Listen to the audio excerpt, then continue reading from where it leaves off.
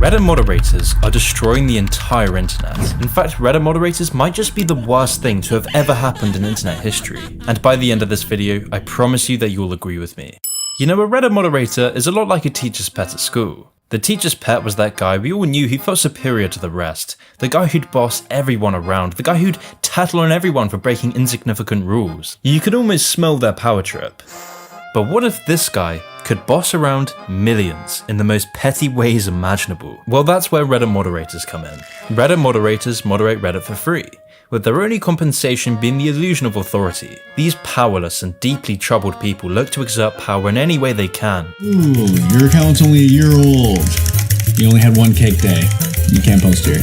They're the same types of people who become abusive police officers, but instead of policing crime, Reddit mods policed language. In 2020, Reddit mods policed language so badly that they ended up deleting 6% of all Reddit posts, and this is because 6 power-hungry mods are now in control of 92 of the top 500 subreddits. So then the real question is, who are these anonymous moderators policing the internet? Why would anyone moderate thousands of subreddits and millions of posts for free? And most important of all, how did 92 of the top 500 subreddits fall into the hands of 6 power-hungry mods? Well, the answer to these questions goes a lot deeper than I initially expected, because to understand the Reddit mod, you need to understand Reddit. You need to understand where it all went wrong, because somewhere, somehow, Reddit turned into everything it swore to destroy. Reddit never used to promote tyranny and censorship. Reddit never deleted 6% of all posts. In fact, Reddit used to be a platform for tolerance and free speech. So what on earth happened? Well, this is the real story of the rise and fall of Reddit.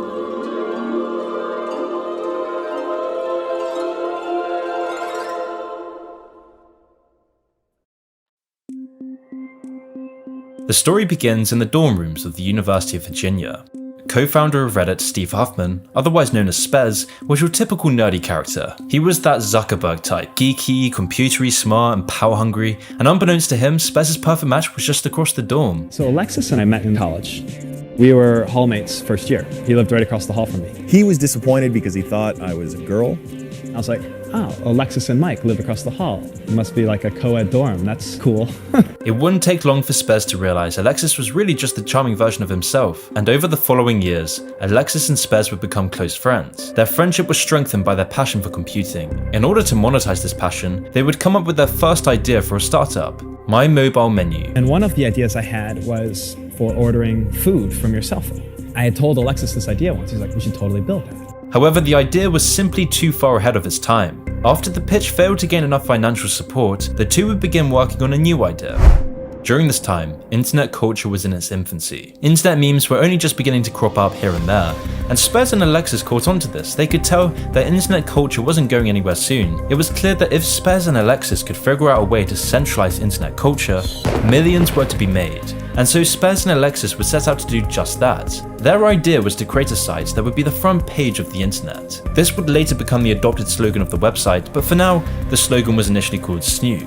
The intention behind SNU was for people to ask what's new, although it wouldn't take long for them to realize the domain name was already taken. So a few other domain ideas were considered: Uberloo, 360 Scope, Hot SNU, Ripe Fresh, Dose, and numerous others. But eventually the name Reddit was suggested by Alexis. And much like SNU, Reddit was a mix of the words Reddit, as in I read it on Reddit. After receiving funding from angel investors, Reddit was released on the 23rd of June 2005.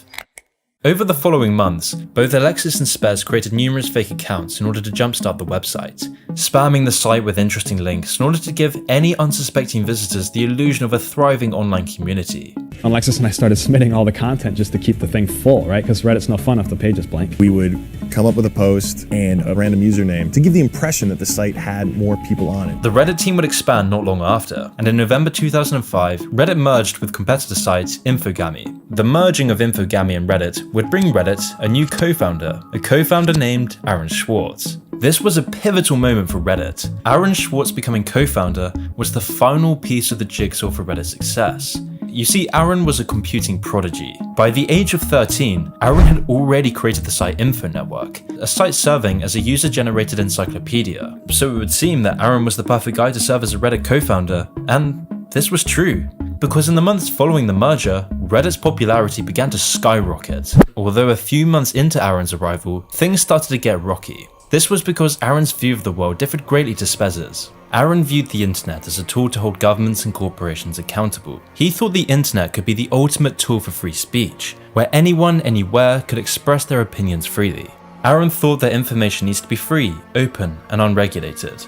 Although the same thing couldn't be said for Spez. Spez viewed the internet as an opportunity for business. This was the dividing line between Aaron and Spez, and in a way, it was this divide that would shape the internet as we know today.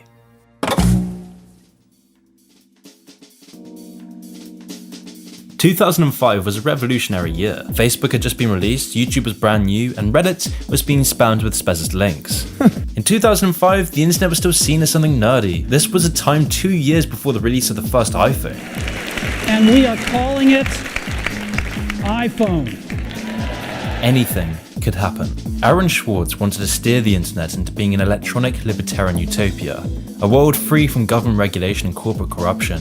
He wanted the internet to be a land of pure democracy, where each and every person had an equal say in the world, where real world leaders would be scrutinized in real time, where elites would be forced into open transparency. The internet offered an opportunity for ordinary people who weren't part of the power structure to take back power to themselves. And Aaron saw Reddit as a beacon of these principles, a hub for ordinary free thinkers. However, Aaron's view of the internet would be confronted by the other side, by the other tech giants who wanted their platforms to become the titans of the digital age, the side that wanted to consolidate and control massive percentages of internet traffic and the money that comes with it. Pioneers of the internet like Zuck wanted a small group of companies to decide what you can and can't say, and a small group of moderators to follow their orders. But Aaron hated these ideas. Aaron hated the corporate world and was motivated to do everything he could for free speech. And at the time, Aaron wasn't alone. In fact, co-founder Alexis could also see the importance of free speech. To Alexis, free speech was a right that must be protected. This is why Alexis actually joined Aaron in his campaign against Congress's Stop Online Piracy Act. Alexis even went so far as to launch the National Anti-SOPA protests. This has become an issue that's much bigger than just saving the internet now. This is a fight to save democracy. It is a fight to show that our elected officials are beholden to the electorate, not to lobbyists. This was a period where a large proportion of tech giants actively defended the principles of free speech. And in this time, Reddit was a hub for somewhat serious or interesting discussion. It was diverse, but not stupid. But all of this would quickly change in the years to come.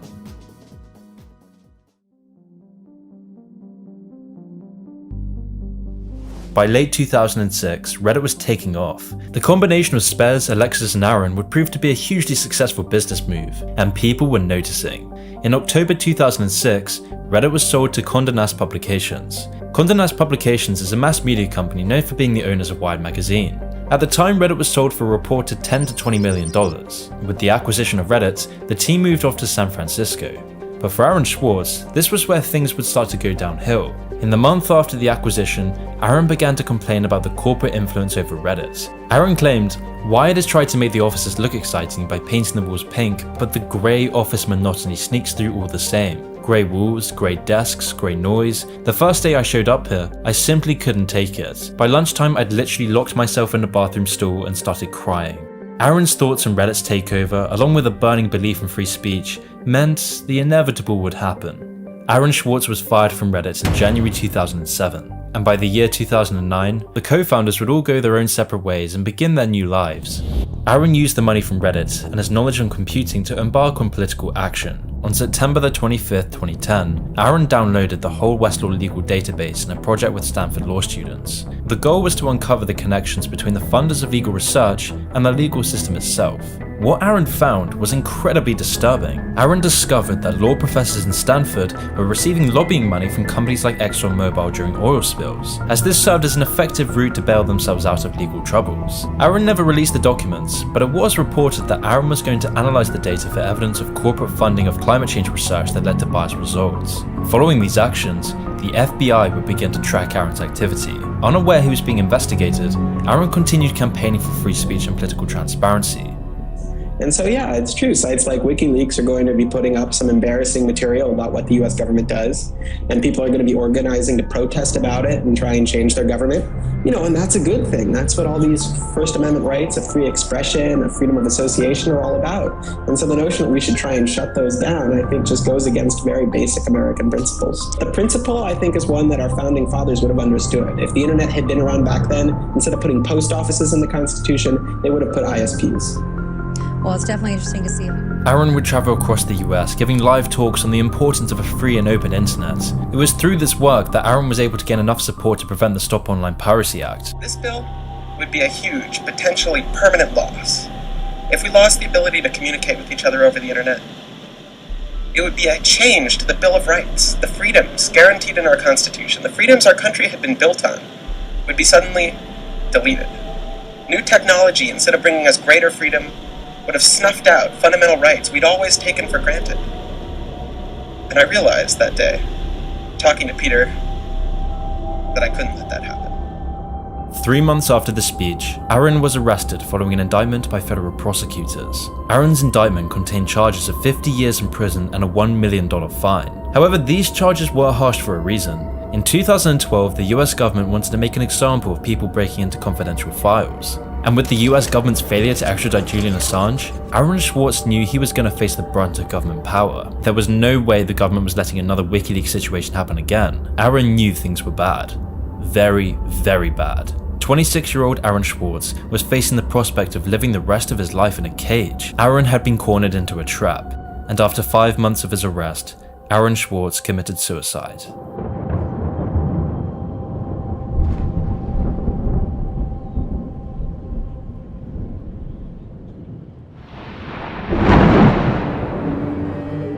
Aaron's death marked the end of an era. Up until now, the internet had always been free of censorship. Censorship was only really used for legal purposes to keep the internet somewhat civilized, and Reddit moderators did as they were meant to, filtering out spam, abuse, and managing small online communities. But all of this would change in 2014.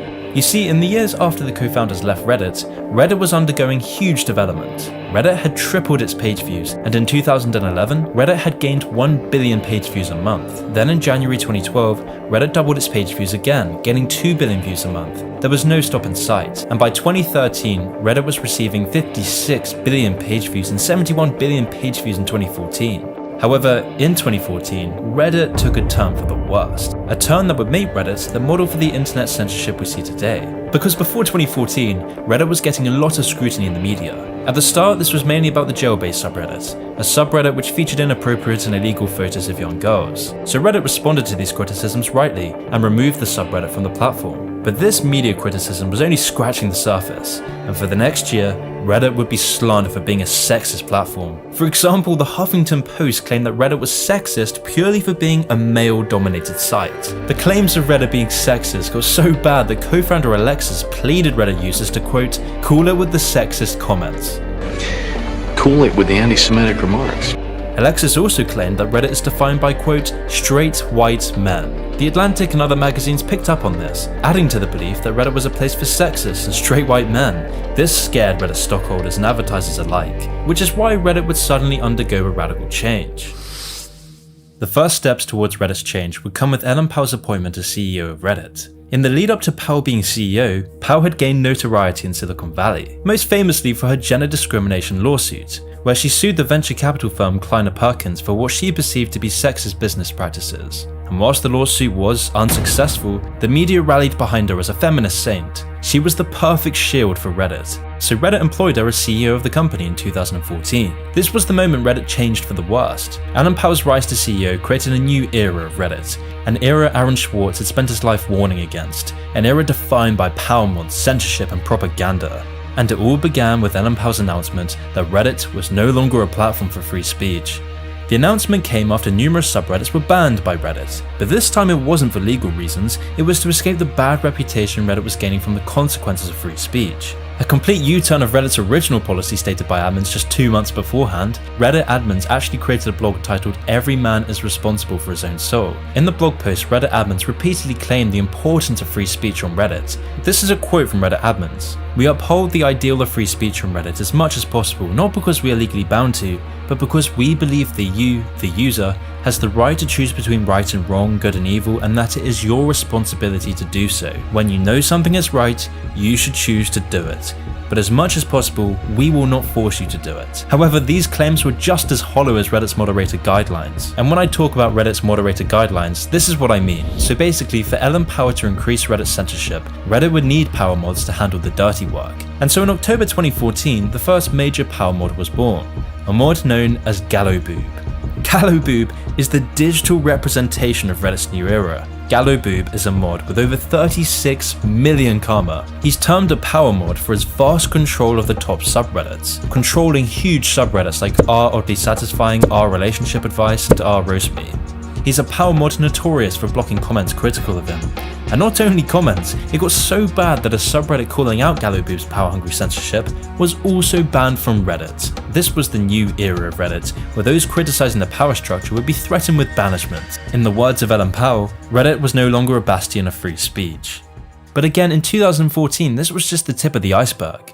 You see, in theory, Reddit's moderator guidelines require volunteers not to use a breach of one set of community rules to ban a user from another community, because these guidelines were created in a time when internet censorship was looked down upon. But this was a new era, an era when even more power mods would begin to emerge, like the infamous moderator Awkward the Turtle. Awkward the Turtle is in control of 2,572 subreddits, and like Gallowboob, he's a mod notorious for silencing opinions he doesn't like. And unfortunately, these occurrences aren't anomalies either. Moderator tyranny in the last few years has gotten to an all-time high, with this model of censorship spreading across the internet like wildfire. But for now, in 2014, power mods were only just beginning to rear their ugly head. The most hated person on Reddit wasn't Gallowboob or Awkward the Turtle, the real hatred was for the CEO, Ellen Powell. Reddit at the time still cared about free speech and internet censorship, because these ideas were at the core of Reddit, and with Ellen Powell's statements and actions, Redditors disliked her deeply. The watershed moment for this hatred came when former community manager David Croce gave an Ask Me Anything about being fired from Reddit. David Croce stated that Ellen Powell dismissed him with 1 year of health coverage when he had cancer. As a result of this, a petition was made to remove Powell as CEO of Reddit. And so on July the 10th, Ellen Powell resigned as CEO. But maybe Ellen Powell was just the instrument and not the musician, because Ellen Powell wasn't anywhere near as authoritarian as the person who would replace her. Spez.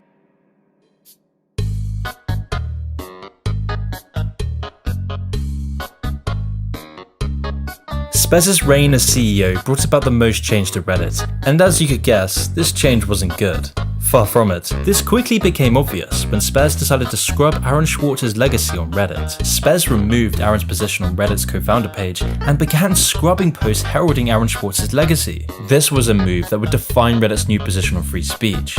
Next, Spez would introduce the quarantine, which was an effective tool to silence communities that didn't break any rules. Spez would use the quarantine to discredit content that Spez didn't like. And when I say Spez would censor content that he didn't personally like, I mean it was content that Spez personally didn't like. Infamously, Spez went into Reddit's database to alter and change comments he didn't like to distort posts in the R Donald subreddit. Of course, those in the Donald subreddit didn't take too kindly to the move, so the Donald called out Spez's direct censorship and manipulation of speech, and even created a subreddit dedicated to criticizing Spez. But to Spez, this was outrageous. How dare users enact their revenge? And so once again, Spez used his position as CEO to modify comments attacking him, changing these comments to instead criticize R Donald mods rather than himself.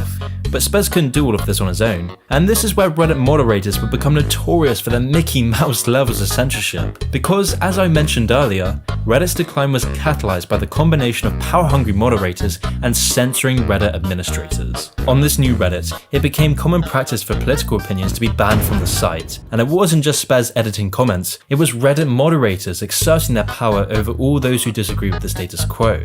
Which is why saying things like this would get you removed. Because Reddit power mods love that sweet sensation of bossing people around in the most minor ways imaginable. And I could go on and on about the countless examples of moderator tyranny, but I think it can all be perfectly summed up with this post right here. And just guess what happened to this post. It was of course removed by Reddit moderators. And not only that, the user who posted it was banned from over 40 major subreddits in 40 minutes. And you're banned. You can no longer post on wholesome puppers. So then you may be asking, How did these mods gain so much power? Why was Aaron Swartz scrubbed from Reddit history? Why did Spez actively work to stifle the free speech of Reddit users? I mentioned earlier that these Reddit mods are like teachers' pets, with their only compensation being power. But this isn't the full story. You see, in order to run hundreds and thousands of subreddits, it takes a ridiculous amount of time that just isn't available to you if you're working or being a normal human being in society, unless you're being paid for this time. Power mod Gallowboot, for example, has been caught several times taking money from companies to shill their products on Reddit. One of these cases was with Gallowboot advertising for Netflix on the subreddit Hail Corporate. When people on the subreddit began to call him out on it, he would remove every single critical comment. The Gallowboots of Reddit are like the Cambridge Analytica for corporations. These mods have influence over millions and unrivaled power on the website. The trade-off being they do the dirty work for Reddit admins, and in return, Reddit turns a blind eye to their profiteering from advertising products. And this wasn't the only thing Reddit turned a blind eye to. I mentioned in my last video on Reddit that Reddit was being manipulated by big finance. I detailed in the video how corporations use Reddit as a tool for propaganda. But it's not only corporate propaganda, in fact Reddit has become the engine for the political censorship we see today.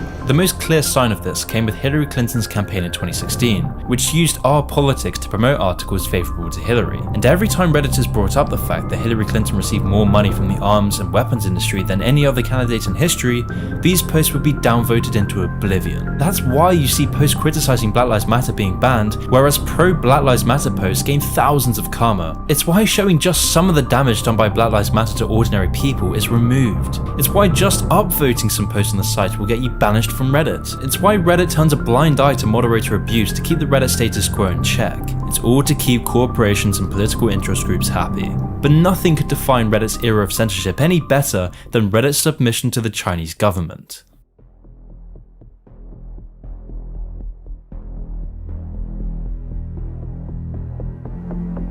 In 2019, Tencent's investment into Reddit was the final piece of the jigsaw in Reddit's censorship model. I say this because Tencent is run by the biggest censors of all, the Chinese government. The Dutch hacker Victor confirmed this by revealing millions of conversation and users' identities on Tencent were being sent to police stations across China. And just 3 days after this was revealed, the Tencent founder and chief executive had a seat in the National People's Congress. And in recent years, Tencent's activity has become more and more apparent. For example, Tencent has a 38% share in Discord, a 17% share in Snapchat, and it also has investments in game studios like Ubisoft, Activision, and a 40% share in Epic Games.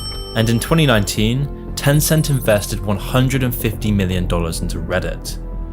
Now, Reddit users are afraid that their beloved platform, known for uncensored free speech, is going to get censored to meet the demands of the Chinese Communist Party. See, Tencent has a history of censoring things the CCP doesn't like. Its Chinese platforms QQ and WeChat are both heavily censored, and they work with Chinese authorities to give them access to user data. Amnesty International did a report back in 2016 on tech companies protecting users against threats to privacy and freedom of expression. The results? Not so good for Tencent. Chinese firm Tencent came bottom, the report reads, scoring 0 out of 100, ranked as the company taking least action on messaging privacy and the least transparent. Spez always claimed that Reddit would never remove content to appease Chinese investors. In fact, he even committed to never doing so, but as always the case, money speaks. Which is why viral posts stating that we need to start taking actions to stop China taking over the world would be removed. Pictures reminding people of the persecution of Uyghur Muslims would be scrubbed from mainstream subreddits. And of course, the famous pictures remembering the atrocities of Tiananmen Square are banned without any justification. Which is why on Reddit, anti-Western posts and comments are allowed, but criticizing Xi Jinping and the CCP? That's unacceptable. Or even criticizing LeBron James's sellout to China gets your posts removed from Reddit. It's very clear that Reddit has irreversibly changed. Long gone are the days of Reddit being a pioneer of free speech. The days of Aaron Swartz's values being at the core of Reddit have been replaced by the values of power-hungry moderators, corporations, and Chinese propaganda. But what if Reddit's fall isn't just endemic to Reddit? Reddit has been the catalyst for a wave of censorship across the internet.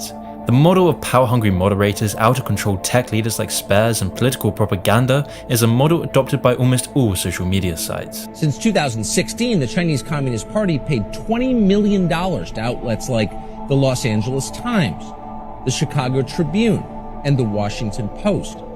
Twitter, which now operates as a publisher, also received checks from the Chinese government totaling hundreds of thousands of dollars. Social media companies have learned from Reddit. Reddit has shown that the backlash to censorship is only minor once you have a group of power-hungry moderators controlling the flow of information. Because in 2019, a $3 million funding round led by Tencent brought Reddit's valuation to $3 billion, almost double Reddit's valuation just 2 years beforehand. And in 2021, Reddit's valuation is now at $6 billion. But the worst part of all is that Reddit moderators could have stopped this. They were the only people who had the power to do this. They could have shown that social media companies can't get away with the erosion of free speech. Reddit moderators showed that they had this power to change Reddit in 2015. In July of 2015, Reddit began experiencing a series of blackouts as moderators set popular subreddit communities to private. This was done in protest of the recent firing of Victoria Taylor. This Reddit moderator blackout ended up being highly successful and was one of the main reasons why Ellen Pao stepped down as CEO. So if moderators could do it back then, why not now? Well, because it doesn't fit into their tribe. It goes against the grain of their ideology. They don't want to be labelled controversial or conservative or lose any of that lucrative money shilling products from Reddit grants them. Instead, the moderators of Reddit are compliant to censor anti-China posts in exchange for power and money. This model of censorship has made Reddit bank. This is why you see censorship everywhere on the internet. It's an incredibly lucrative business practice. To receive Chinese funding means you could double your company's valuation in a ridiculously short time frame. The only cost this comes with is the fabric of Western civilization. That's the beauty of America, that you can be different. Right. You can be an individual, but now you cannot be an individual, and that's what North Korea did. YouTube is that I talk about women getting sold in China, and those all videos get demonetized because it's somehow doesn't meet the YouTube guideline. Yeah. And they letting North Korean regime to have their propaganda channel on YouTube. So they give a platform to dictatorship, but they do not want to give a platform to the people who is fighting this human rights justice fight. Reddit has been at the core of this censoring trend. Reddit has shown how easy it is to get moderators to do the dirty work. Reddit has shown how easy it is for users to accept censorship by controlling the narrative. Reddit has shown that free speech is no longer a right. This precedent in censorship has given the go-ahead for all the other tech giants to censor. And people passively accept this because when all dissent is silenced, you feel alienated. As if your voice doesn't have any support, because you never see and connect with all those who don't want to see the erosion of a free and open internet. And Reddit moderators could have acted as the final buffer. They could have been the final force to stop the censoring trend. But instead, they turn their back on free speech and the country for greed and power. This behavior is anti-Western to the core. Throughout history, the default style of governance has always been dictatorship. And to be in power, you have to be ruthless. You have to punish your enemy in the public eye. You have to censor speech that doesn't go along with the government projection. Every king and emperor did the same thing until the United States. The United States, a country which understood the importance of freedom of speech. The founding fathers knew this because they understood human nature. They understand what had happened in the past when free speech was stifled. They knew the dangers of censoring. But now we see the people who are willing to give all of that up for power and greed. This is what makes the fall of Reddit so frustrating. Reddit had the potential to be one of the greatest social media platforms of all time. Reddit had the power to change the way we look at society. Reddit could have opened so many doors for interesting discussion unconfined to conventional expectations. It could have opened the door for so many others who didn't fit inside the mold of mainstream culture. But instead, Reddit turned its back on this potential, simply because Reddit let go of its founding core free speech. And now a decade later after Aaron Swartz's death, and it's as though Aaron's work never existed. Reddit was the only social media site that could have actually paved the way for a free and open internet. Moderators could have held Reddit admins accountable to the community and the principles of free speech, and when you remember that Reddit was a key reason for abolishing the Stop Online Piracy Act, it makes Reddit's demise seem like that much more of a missed opportunity. And in a cruel twist of fate, Reddit's decline into censorship has breathed life into a new era defined by censorship. The media, celebrities, Facebook, YouTube, TikTok, Twitter, all of them have transitioned into adopting Reddit's model of censorship. When Reddit abandoned free speech to start censoring people who didn't fit into the mainstream narrative and government propaganda, it represented the real-world transition into the control of information. The cogs behind Reddit's censorship needs to be called out. In the words of Aaron Swartz, when people put their thumbs on the scale and try to say what you can and can't say, we should fight back, both politically through protest and technologically through online means. So yeah, it's true. Both the government and private companies can censor stuff. But private companies are a little bit scarier because they have no constitution to answer to. They're not elected, really, right? They don't have constituents or voters. All of the protections we've built up to protect against government tyranny don't exist for corporate tyranny in these privately owned spaces that we live in. You know, I think we first saw this in the 90s with malls, right? As malls became the cool place for kids to hang out, all of these freedoms that we had against the government, we lost in the mall because the mall was a private company that could throw people out for saying the wrong thing or wearing the wrong shirt. Now, Facebook has kind of become the mall. It's where everyone hangs out. And so the private company that owns Facebook can tell you, oh, don't use those kinds of words, don't use those sorts of pictures, don't talk with those people. All of these constitutional rights that we take for granted are now run by a private company that doesn't have to answer to the Constitution.